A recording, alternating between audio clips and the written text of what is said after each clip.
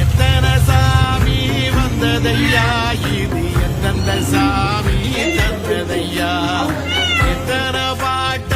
சொன்னதையா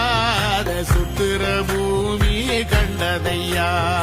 அடிச்சு வீசும் காத்துலையும் அந்த தகப்பனாச சுத்துதையா பிடிச்சு பூக்கும் விதையிலும் ஒரு வம்சத்து கதையே உள்ளதையா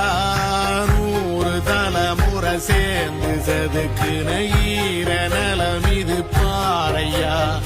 வாழும் வரையிலும் நீயும் விதைக்கிற கடமை இருக்கு